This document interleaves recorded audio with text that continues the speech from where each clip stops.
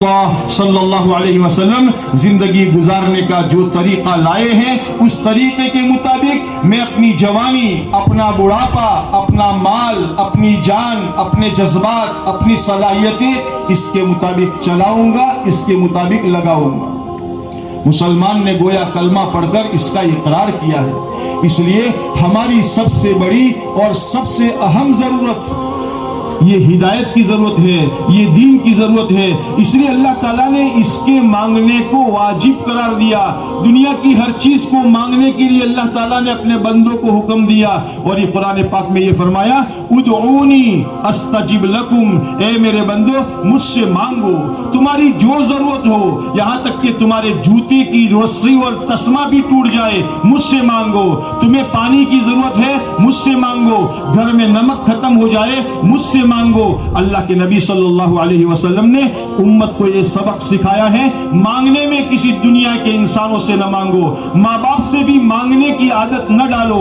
اللہ کے رسول علیہ السلام نے نصیحت کرتے ہوئے امت کو یہ پیغام دیا ہے، اذا سألت فاسأل اللہ، جب تجھے مانگنا ہے تو اللہ سے مانگ۔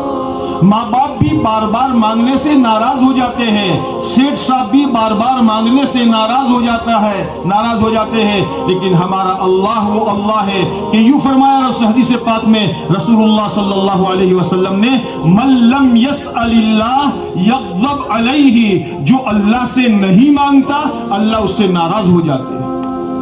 ہم اپنے اندر میں اللہ سے مانگنے کی عادت ڈالیں، ہر چیز کو اللہ سے مانگے، لیکن ہدایت وہ مایا ہے، ہدایت وہ دولت ہے، ہدایت وہ سرمایہ ہے جس کے مانگنے کو اللہ کے نبی علیہ السلام نے واجب قرار دیا۔ ہر نماز کی ہر رکعت میں سورہ فاتحہ کا پڑھنا واجب قرار دیا گیا، اور یوں روایتوں میں فرمایا جو سورہ فاتحہ نہ پڑھے اس کی نماز نہیں ہے۔ امام کے پیچھے تو نہیں پڑھی جائے گی، لیکن الگ سے جب نماز پڑھیں گے ہر نماز کے اندر میں ہمارے لیے سورہ فاتحہ پڑھنا واجب ہے۔ اور سورہ فاتحہ میں اللہ نے بندوں کو مانگنے کا طریقہ سکھایا اور سمجھایا ہے کہ پہلے اللہ کی تعریف بیان کرو، اور اللہ کی تعریف کرنے کے بعد اللہ سے مانگو تو کیا مانگو؟ اہدنا الصراط المستقیم، اے اللہ ہمیں صراط مستقیم کے راستے پر چلا دے۔ روایتوں میں آتا ہے صراط مستقیم کیا ہے؟ وہ صراط مستقیم کیا ہے جو یہاں سے سیدھا ہمیں جنت میں لے جائے گا؟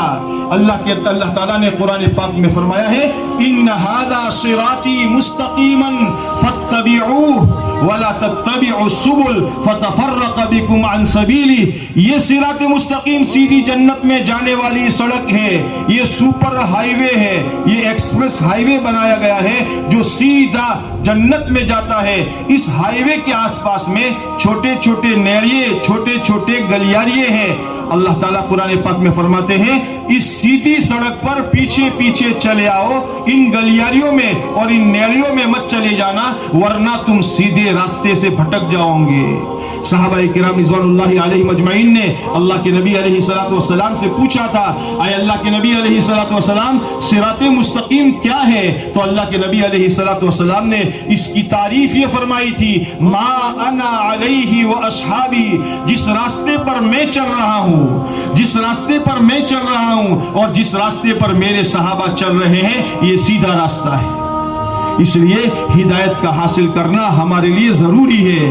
اگر کسی پیاسے کو پانی نہ ملا، ابھی نہیں ملا تو تبھی مل جائے گا، آج نہیں ملا تو کل مل جائے گا، اور کل نہیں ملا تو پرسوں مل جائے گا، یہاں تک کہ اگر کسی پیاسے کو پانی کا بوند تک نہ ملا تو آخری انجام یہ ہوگا کہ وہ پیاسا پیاس کی حالت میں مر جائے گا، لیکن مرنے پر پیاس کی تکلیف ختم ہو جائے گی۔ اگر کسی بھوکے کو کھانا نہ ملا، کچھ بھی نہ ملا، سوکھی روٹی بھی نہ ملی، یہاں تک کہ 1 دن 2 دن 3 دن 10 دن گزر گئے، آپ ہاسپٹلوں میں جا کر کے دیکھو، کئی بیمار ایسے ہوتے ہیں ایک مہینہ ہو گیا، ایک لقمہ منہ میں نہیں اتارا گیا، وہ بوتل کے ذریعے سے وہ ان کی زندگی چل رہی ہے، یہاں تک کہ کھانا نہ ملا اور بھوک کی شدت میں وہ مر گیا، تو مرنے پر بھوک کی تکلیف ختم ہو جائے گی۔ یہاں تک کہ سردی اور گرمی کا بھی یہی حال ہے، سردی گرمی سے بچنے کا سامان نہ ملا تو موت پر اس کی تکلیف ختم ہو جائے گی۔ لیکن میرے بزرگوں، میرے دوستوں، ہدایت وہ سرمایہ ہے، دین وہ سرمایہ ہے کہ اگر موت تک اگر ہدایت کے سامان کو مہیا نہ کیا، ہم نے اسلام اور ایمان کے راستے کو قبول نہ کیا، ہدایت کو حاصل نہ کیا اور نہ کرنے کی محنت کی، اور موت تک اگر ہدایت نہ پائی تو موت تک جو تکلیف اور تنگیاں رہے گی، مرنے کے ساتھ ہی وہ تنگیاں دگنی تگنی یہاں تک کہ 10 گنی اور 100 گنی بڑھ جائے گی۔ پھر اس کے لیے کوئی راستہ کوئی اپائے نہیں ہوگا۔ پھر اس کے بعد مرنے کے بعد اس کی اس تکلیف سے بچانے کے لیے نہ اس کا باپ ساتھ دے سکتا ہے، نہ اس کی ماں ساتھ دے سکتی ہے، نہ اس کا کوئی رشتہ دار ساتھ دے سکتا ہے۔ اس لیے اللہ تعالیٰ نے قرآن پاک میں دنیا کے بسنے والے انسانوں کو اس بات سے ڈرایا ہے، یا ایھا الناس اتقوا ربکم واخشوا یوما لا یجزی والد عن ولدہ ولا مولود هو جاز عن والدہ شیئا ان وعد اللہ حق فلا تغرنکم الحیاۃ الدنیا ولا یغرنکم باللہ الغرور۔ اے دنیا کے انسانوں، مجھ سے ڈر کر زندگی گزارو، میں تمہاری ہر چھپی ہوئی راز سے واقف ہوں۔ تم یہ سمجھتے ہو اگر زمین کے بیسمنٹ میں جا کر کام کر لیا تو کون دیکھنے والا ہے؟ اندھیرے میں کچھ کر لیا کون دیکھنے والا ہے؟ تم ماں باپ سے چھپا سکتے ہو، بھائی بہنوں سے چھپا سکتے ہو، دنیا کے انسانوں کی آنکھوں میں دھول جھونک سکتے ہو، لیکن اللہ سے کوئی نہیں چھپا سکتا۔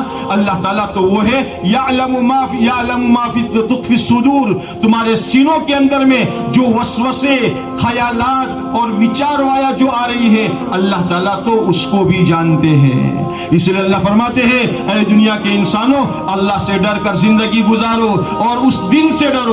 اللہ نے قیامت کے دن سے ڈرایا ہے، اس دن سے ڈرو جس دن نہ کوئی باپ اپنے بیٹے کے کام میں آئے گا اور نہ کوئی بیٹا اپنے باپ کے کام میں آئے گا۔ اللہ فرماتے ہیں ان وعد اللہ حق، یہ قیامت کا آنا اللہ کا وعدہ ہے اور اللہ کا وعدہ سچا ہے۔ فلا تغرنکم الحیاۃ الدنیا ولا یغرنکم باللہ الغرور۔ اے دنیا کے انسانوں، دنیا کی چمک دمک اور دنیا کا چمتکار تم کے دھوکے میں نہ ڈال دے اور شیطان تمہیں دھوکے میں نہ ڈالے۔ شیطان یہ نہ سمجھائے ابھی تو جوانی ہے، ارے ابھی تو موج مزے کرنے کے دن ہے، پھر دیکھے جائیں گے، جب بیمار ہوں گے، جب ہسپتال جائیں گے، توبہ تلہ کر لیں گے، پتہ نہیں ہماری موت کب آ جائے۔ حضرت علی رضی اللہ تعالیٰ عنہ کا فرمان ہے الموت یأتی بغتۃ والقبر صندوق العمل، موت اچانک آ کر پنجہ گاڑ لیتی ہے اور تمہاری قبر تمہارے عمل کی پیٹی اور صندوق ہے۔ دنیا میں جو کچھ کیا جائے گا مرنے کے بعد تم اس کو پالو گے۔ اس لیے میرے بزرگوں، ہم ہدایت کے حاصل کرنے کی محنت کرنے والے بنے۔ اللہ نے انبیاء کرام علیہ السلام کو اس لیے دنیا میں بھیجا تھا تاکہ دنیا میں بندے ہدایت پر آ جائے، اللہ کی مرضیات کو جاننے والے بنے۔ میرا رب کن کاموں کے کرنے سے راضی ہوتا ہے اور میرا رب کن کاموں کے کرنے سے ناراض ہوتا ہے۔ اللہ نے اپنی رضامندی کا طریقہ آسانی کے ساتھ کرنے کے لیے بتا دیا اور فرمایا قل ان کنتم تحبون اللہ فاتبعونی یحببکم اللہ ویغفر لکم ذنوبکم۔ اے پیارے پیغمبر صلی اللہ علیہ وسلم، ہمارا پیغام دنیا کے بسنے والے انسانوں کو پہنچا دو اور یہ خبر دے دو اگر تم اللہ کو راضی کرنا چاہتے ہو، اگر تم اللہ سے محبت کرنا چاہتے ہو، اگر تم اللہ سے دوستی کرنا چاہتے ہو، اے محمد صلی اللہ علیہ وسلم دنیا کے لوگوں سے یہ کہہ دو کہ وہ آپ کا اتباع کرے، آپ کا فالو کرے، آپ کے پیچھے پیچھے چلے۔ جو آپ کا اتباع کرے گا اللہ اس سے محبت کرے گا اور اللہ اس کے گناہوں کو معاف کر دے گا۔ میرے بزرگوں، اللہ کو راضی کرنا بہت آسان ہے۔ توبہ کر لے، پچھلے گناہوں پر توبہ کرنے کے بعد پھر اپنے آپ کو سنتوں کے راستے پر چلانے والے بنے۔ اللہ کے رسول صلی اللہ علیہ وسلم فرماتے ہیں من احب سنتی، جس نے میری سنت سے محبت کی فقد احبنی، من احب سنتی یا من احیا سنتی فقد احبنی ومن احبنی کان معی فی الجنہ۔ جس نے میری سنت کو زندہ کیا، جس نے میری سنت سے محبت کی، اس نے گویا مجھ سے محبت کی۔ اور رسول اللہ صلی اللہ علیہ وسلم کا فرمان ہے جس نے مجھ سے محبت کی وہ جنت میں میرا ساتھی ہوگا۔ میرے بزرگوں، ہم دنیا میں کمانے کھانے پینے میں جیسے آزاد نہیں ہے، ایسے ہی شادی بیاہ کرنے میں بھی آزاد نہیں ہے۔ دنیا کے نادان انسان ان کے وہاں شادی کی بنیادیں کچھ بھی ہو جائے، ہمارے ہاں شادی کی بنیادیں خوبصورتی شادی کی بنیاد نہیں ہے، ہمارے یہاں مال اور جمال یہ شادی کی بنیادیں نہیں ہے، ہمارے ہاں حسب نسب اور اونچے خاندان کا ہونا یہ کامیابی کی نشانی نہیں ہے، ہمارے یہاں کامیابی کی ضمانت اللہ کا دین ہے۔ اسی لیے اللہ کے رسول علیہ الصلوۃ والسلام کا فرمان ہے جس کا مفہوم ہے تنکح المرأۃ باربع، عورتوں سے 4 بنیادوں پر شادی کی جاتی ہے، لجمالها ولمالها ولحسبها ولدینها فاظفر بذات الدین۔ اللہ کے رسول علیہ الصلوۃ والسلام فرماتے ہیں دنیا میں نکاح اور شادیاں جو ہوتی ہے ان شادیوں کی بنیادیں 4 بنیادیں ہیں، ان کے مال کی بنیاد پر ہوتی ہے، ان کے حسن و جمال کی بنیاد پر ہوتی ہے، یا ان کے اعلیٰ اور اونچے نسب اور خاندان کی بنیاد پر ہوتی ہے، یا دین کی بنیاد پر ہوتی ہے۔ اللہ کے نبی علیہ الصلوۃ والسلام فرماتے ہیں دین کی بنیاد پر شادی کرنے والا کامیاب ہے۔